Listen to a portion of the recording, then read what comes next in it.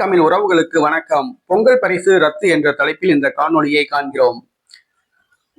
ஒவ்வொரு ஆண்டும் பொங்கல் திருநாள் ஜனவரி மாதம் சிறப்பாக கொண்டாடப்படுகிறது. ஆளுகின்ற அரசாங்கங்கள் மக்களை கவர்வதற்காக பொங்கல் தொகுப்பு வழங்குவார்கள். பச்சரிசி, கரும்பு, வெல்லம் ஆகியவற்றை வழங்குவார்கள். அதோடு சேர்த்து இலவச வேட்டி சேலை வழங்குவார்கள்.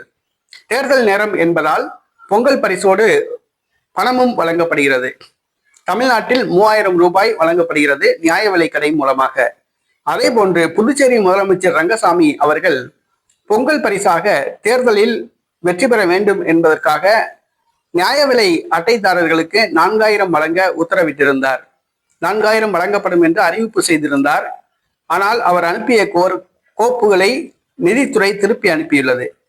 ஒரு குடும்பத்துக்கு 4000 ரூபாய் வழங்கப்பட்டால் 3.5 லட்சம் குடும்பங்களுக்கு மொத்தம் 140 கோடி ரூபாய் தேவைப்படுகிறது. போதுமான நிதி இல்லை என்று கூறி நிதித்துறையானது ரங்கசாமி அனுப்பிய அந்த கோப்புகளை திருப்பி அனுப்பியுள்ளது. ஆகையால் பொங்கல் பரிசு வழங்கப்படாது என்று தெரிகிறது.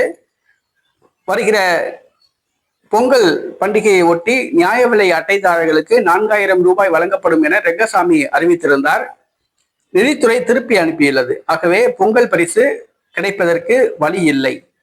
அங்கு புதுச்சேரி மாநிலம் இன்னும் யூனியன் பிரதேசமாகத்தான் உள்ளது. மாநில அந்தஸ்து பெறவில்லை. அங்கு முதலமைச்சர் ஆட்சி செய்தாலும் கூட மத்திய அரசு கட்டுப்பாட்டில் தான் உள்ளது.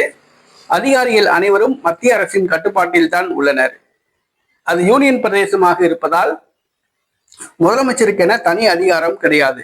ஆகவே முதலமைச்சர் அனுப்பிய கோப்புகளை நிதித்துறை அதிகாரிகள் திருப்பி அனுப்பிவிட்டனர். இது புதுச்சேரி மக்களுக்கு ஒரு மிகப்பெரிய ஏமாற்றத்தை கொடுத்துள்ளது.